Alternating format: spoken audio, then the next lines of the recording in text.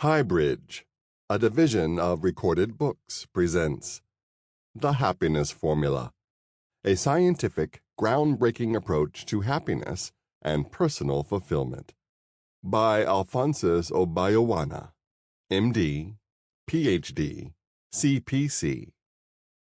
Read by Mirron Willis. Why this book? I wrote this book for 4 major reasons. 1.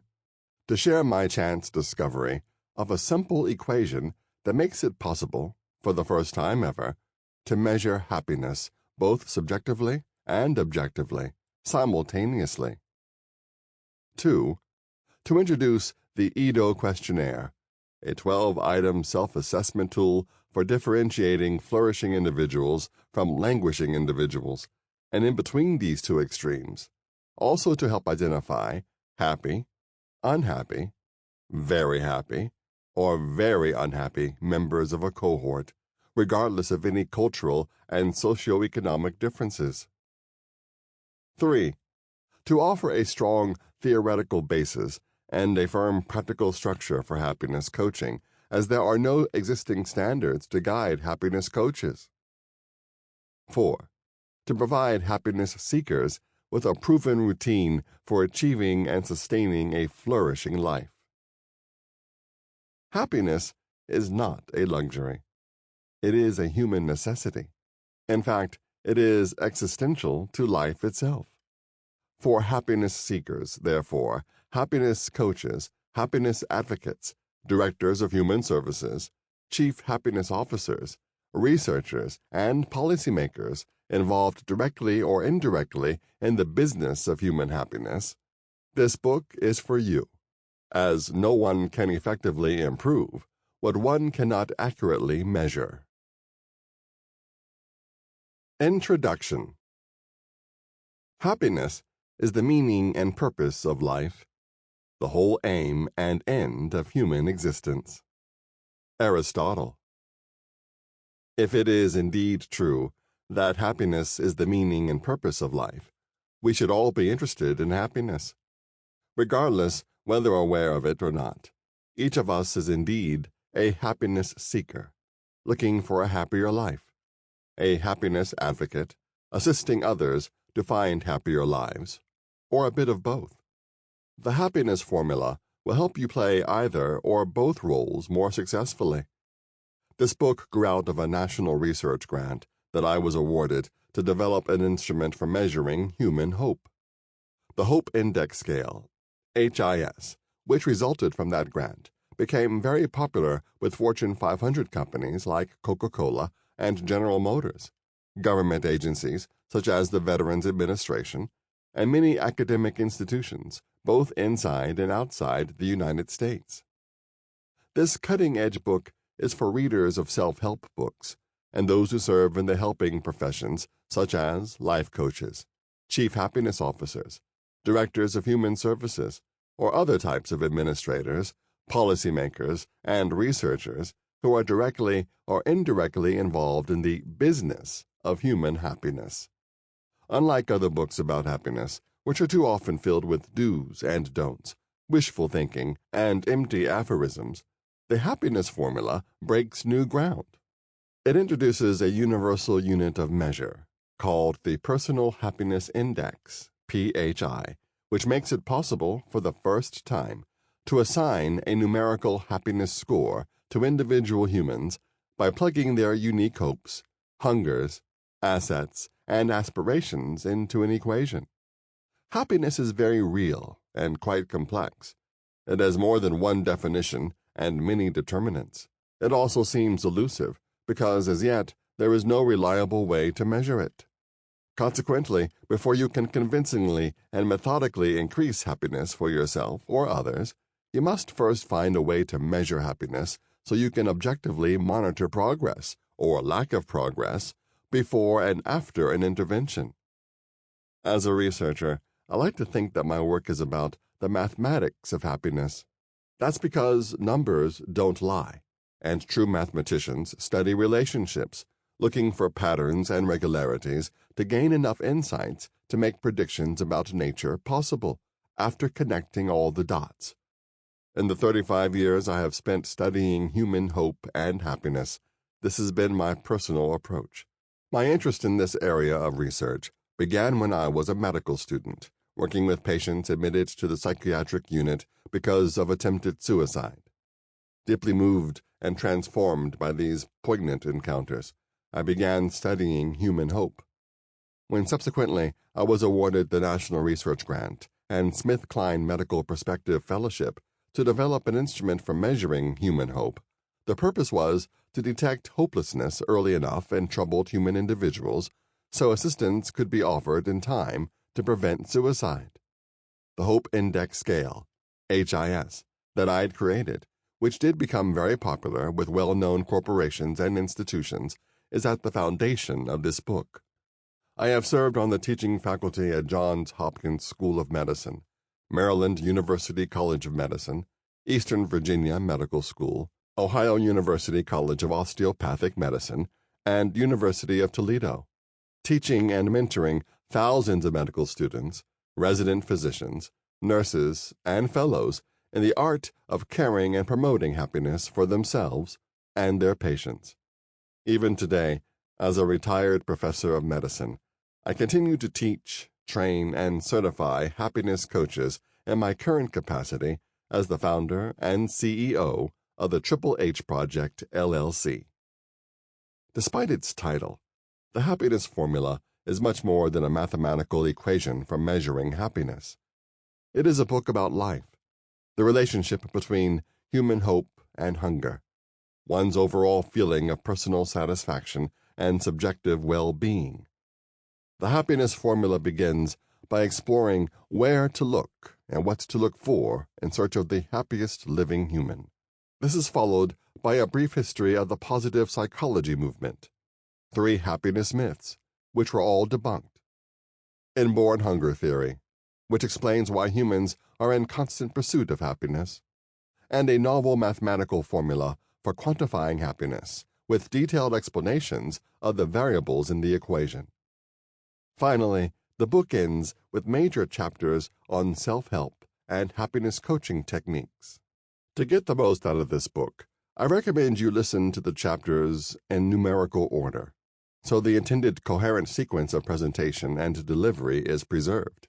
However, since this book is for happiness seekers as well as happiness advocates, the chapter summaries are presented next as an addendum to this introduction, so you can easily identify and go straight to any particularly preferred chapter of immediate interest to you. I hope you enjoy it. Chapter 1. The Happiest Living Human, Where to Look and What to Look For. In Chapter 1, the crowning of Finland as the happiest country in the world is challenged, since there is yet no valid universal tool for measuring happiness accurately across cultures and national boundaries. The argument is made that the current methodology for global ranking of countries is fundamentally flawed. At the end of the chapter, you will realize that no one truly yet knows the happiest country or where to look for the happiest living human, despite the claims in the World Happiness Report. Chapter 2. The Dawn of Positive Psychology. In Chapter 2, a very brief history of positive psychology is presented mainly to indicate how psychologists only recently started to show interest in the subject matter of human happiness. The disease-focused psychology of the past is contrasted with the great amount of attention being paid currently to the well-being of normal everyday individuals. Examples of widening interest in the issue of human happiness in the workplace are cited with their implications for productivity, retention, innovation, and absenteeism. At the end of the chapter, you will become aware that, though positive psychology has made significant strides in the study of happiness, many questions remain unanswered, and there are many dots yet to be connected. Chapter 3. 3 Happiness Myths. In Chapter 3, 3 very popular myths about happiness are debunked. These myths claim that money cannot buy you happiness, that happiness means different things to different people, and happiness is too elusive to measure.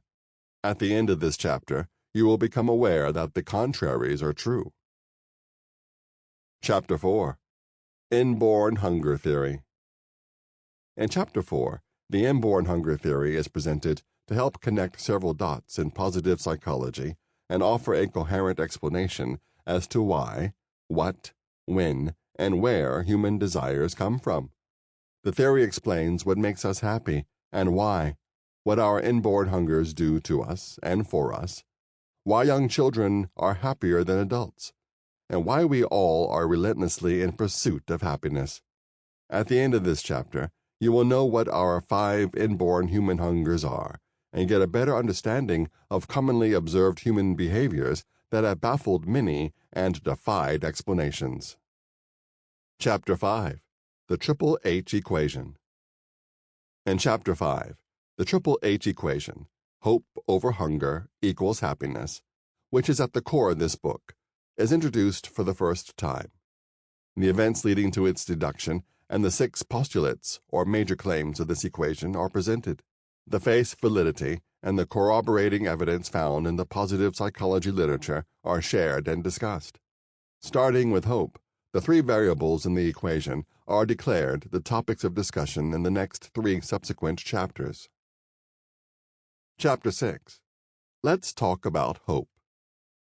In Chapter 6, hope, the first of the 3 variables in the Triple H equation, is deeply examined. The Chilean miner story of survival is retold in this chapter to illustrate and affirm what hope is, where it comes from, and why we all need it. Also included and explained in this chapter is the hope scale, with instructions on how you can measure your own level of hope. At the end of this chapter, you will know what hope is, where it comes from, why we need it, and how to measure it. Chapter 7. The 15 Tenets of Human Hope. In Chapter 7, a collection of facts, impressions, conclusions, inferences, and opinions about human hope that I have arrived at during my decades of research are presented. Each tenet addresses a particularly important and major feature of hope by defining it, deconstructing it, explaining it, and clarifying it. Discussion of the Sorks phenomenon, a fascinating incidental finding about hope, ends the chapter. Chapter 8. What about hunger? In Chapter 8, hunger, the second variable in the Triple H equation, is defined, and the 5 inborn human hungers, as originally observed and first documented in children, are enumerated, discussed, and explained, with multiple observable examples cited.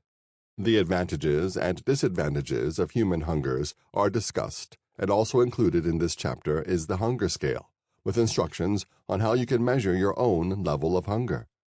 At the end of this chapter, you will know what hunger is, where it comes from, what it does to us and for us, and how to measure it. Chapter 9. That thing we call happiness. In this chapter, happiness, the third variable in the Triple H equation, is defined, and its 5 known major triggers are presented and explained. The 2 types of happiness, hedonia and eudaimonia, are discussed, compared, and contrasted. The role and function of happiness in human life are explored, and the primal reason for the human relentless pursuit of happiness is unveiled. The concept of Personal Happiness Index, or PHI, as a universal unit of measure of human happiness, is introduced, with instructions on how you can calculate your own PHI. At the end of this chapter, you will know what happiness is, what triggers it, and how to measure it. Chapter 10. The Big Picture. Having defined hope, hunger, and happiness in chapters 6, 7, and 9, respectively, Chapter 10 presents the expanded and deconstructed version of the Triple H equation, with the 3 variables juxtaposed for in-depth comparison. The relationship between hope and hunger is analyzed and explained using real-life examples. What makes us happy and why, as well as what makes us sad and why, are explained. Also, the COVID-19 pandemic is used as a worldwide case study to illustrate how hope and hunger co-determine human happiness or unhappiness. At the end of Chapter 10, you will become aware of what makes us happy or sad, and also how and why. Chapter 11. A New Way to Measure and Quantify Happiness. In Chapter 11, the popular myth that happiness cannot be quantified is irrevocably debunked, and the PISA scale, aka Edo questionnaire, is presented in detail.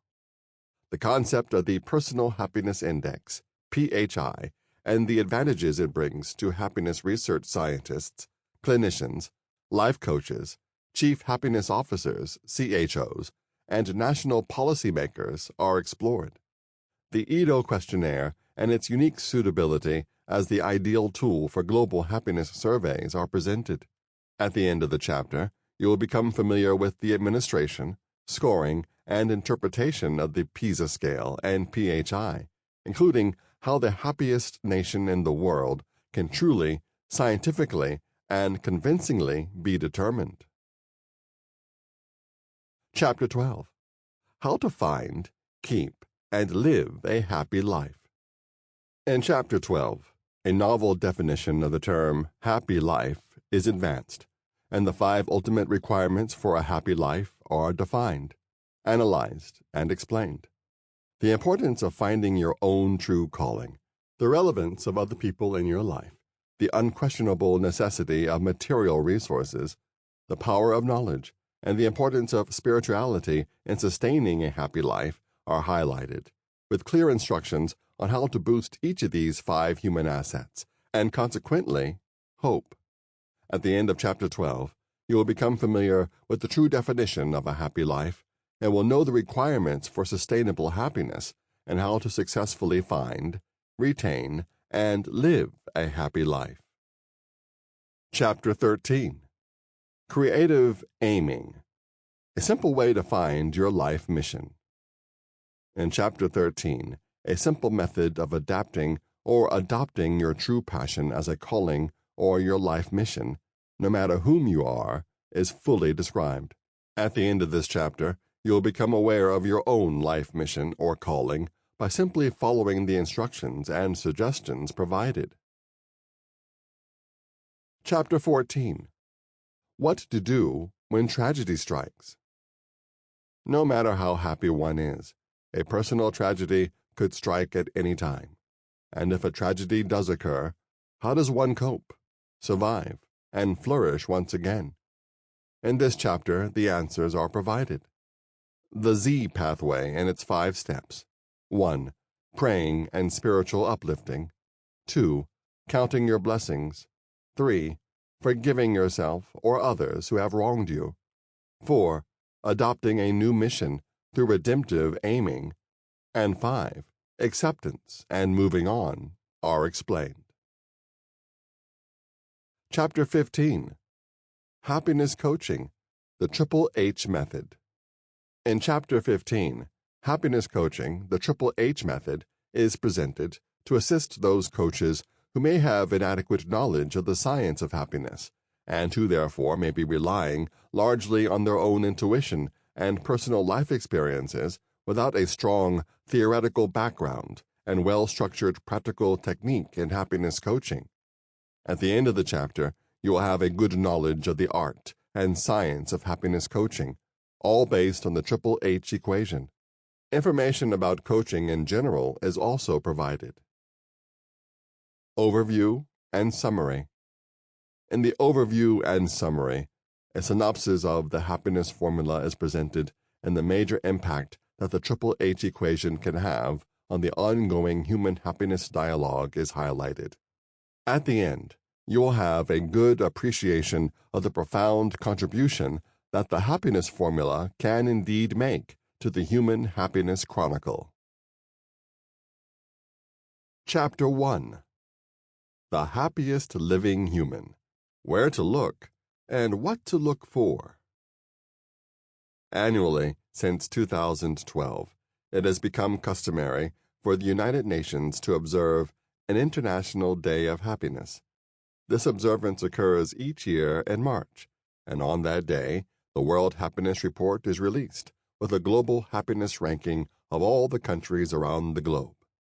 In 2023, for the 6th year in a row, Finland was declared the happiest country in the world. The ranking order for the top 20 countries was as follows: 1. Finland, 2. Denmark, 3. Iceland, 4. Israel, 5. Netherlands, 6. Sweden, 7. Norway, 8. Switzerland, 9. Luxembourg, 10. New Zealand, 11. Austria, 12. Australia, 13. Canada, 14. Ireland, 15. United States, 16. Germany, 17. Belgium, 18. Czech Republic, 19. United Kingdom, 20. Lithuania. On the other side of the coin, Afghanistan was rated the unhappiest country in the world, followed by Lebanon, Sierra Leone, Zimbabwe, Congo, Botswana, Malawi, Comoros, Tanzania, Zambia, Madagascar, India, Liberia, Ethiopia, Jordan, Togo, Egypt, Mali, Gambia, and Bangladesh, in that order, for the unhappiest 20 countries. This ranking was entirely based on Gallup World Poll surveys, during which 1,000 citizens in each country were asked how satisfied they are with their lives on a scale of 0 to 10, with 0 representing the worst possible life imaginable and 10 representing the best life possible. In 2023 specifically, the overall average score of 7.82 out of 10 by Finnish respondents is what led to the crowning of Finland as the happiest country in the world. Denmark got an overall average score of 7.62 out of 10 and was declared the number 2 happiest country. Iceland was declared number 3, based similarly on the overall average score of 7.56 out of 10 by 1,000 citizens of Iceland. Israel was declared number 4 with an overall average score of 7.5 out of 10. Netherlands became the 5th happiest country because it got the average score of 7.4 out of 10. This very simplistic, elementary, poorly informative, and hugely rudimentary method is solely what has been used in the World Happiness Report to rank countries of the world without any other considerations whatsoever. Incorrectly, it has often been implied that this ranking of nations is based on 6 factors: GDP, level of corruption, social support, generosity, life expectancy, and freedom of citizens in each country. This, of course, is not true at all. The ranking has been based solely on the Gallup World Poll surveys, using the Cantril ladder. As already indicated, during these surveys, respondents are simply asked how satisfied they are with their lives on a scale of 0 to 10, with 0 representing the lowest rung of the ladder, or the worst possible life imaginable, and 10 representing the best possible life imaginable, or the highest rung of the ladder. The required imagination has no guide rails or boundaries to ensure some level of caution or uniformity. The respondent's ultimately chosen number on the scale of 0 to 10 is heavily influenced by culture. For example, while it is not unusual in the Western cultures to be boastful during self-appraisal and therefore rate oneself high, it is culturally ingrained in Asians and other Eastern cultures to be modest during self-assessments and therefore rate oneself moderately, like 5 or 6. Also, the number chosen on the scale is seen by some as an expression of patriotism and therefore tends to be 8, 9, or 10, whereas to others it is an opportunity to make a statement of protest or grievance and therefore tends to be a low number, below 5. In either case, how satisfied one is may largely reflect how one feels about his or her country, not how happy. At best, this method measures the respondent's satisfaction with their own lives. Happiness is not what is being measured. Finland deserves recognition for being crowned the happiest country in the world for the 6th year in a row, although based on an imperfect method of measuring happiness. Definitely, Finland is one of the wealthiest nations, and perhaps a very citizen-responsive nation, but not decidedly or convincingly the happiest country in the world. The happiest country could in fact be in Africa, Asia, the Caribbean, North America, South America, or in Europe. The happiest country, wherever it is, should unquestionably have the highest percentage of flourishing citizens, as well as the lowest percentage of languishing citizens. Finland has not met either of these two criteria. Geographically, the Republic of Finland occupies a total area of 150,928 square miles at the northern edge of Europe, with a population of 5.52 million, according to the 2019 census. It is densely a forested cluster of islands, an archipelago sharing borders with Scandinavian neighbors and Russia. It is the third most sparsely populated country in Europe after Iceland and Norway. It has an average annual income of $49,580. Life expectancy is 78 years for men and 84 for women. The country is 90% Christians, 56% urban dwellers, 44% rural dwellers, and the literacy rate is 100% in every part of the country. Finland is one of the most socially just of all the EU countries, and Helsinki, the largest city, is the state capital. If someday there is a reason for the need for the UN to find, acknowledge, and crown the happiest living human, HLH, in the world, all eyes will, of course, turn to the Finns, rather than the Afghans or the Lebanese. While on such a mission to find the happiest man or woman, Helsinki, the presumed happiest city in the world, will logically be the place to begin the search. One important note of caution is that the happiest living human, or HLH, could very well be in the Bahamas, Barbados, or Antigua, countries with the lowest rate of suicide in the world. Yes, Finland is a lovely country with good governance, decent social services, excellent health care, free education, and high average income. Despite these desirable features, Finland also has a high cost of living. Long, dark, cold winters with no sunrise for several weeks in the year, heavy snowfalls, raging snowstorms, high incidence of seasonal affective disorder, SAD, and is number 7 in the use of antidepressants among the 38 members of the OECD. The suicide rate in Finland is more than twice the suicide rate in Afghanistan, the declared unhappiest country. It is 6.0 in Afghanistan, compared with 13.4 in Finland, according to the WHO 2019 suicide report. Consequently, and evidently, every Finn is not automatically a likely candidate for the HLH crown, and every Afghan should not automatically be excluded from consideration. The smartest human, the fastest runner, the best dressed or best looking, the wealthiest, the bravest, and the physically strongest among us can be objectively decided by a panel of neutral judges. The happiest among us cannot be similarly selected by a panel because a happy man is not what he seems to others, but who he seems to himself. Publilius Syrus, 85 to 43 BC.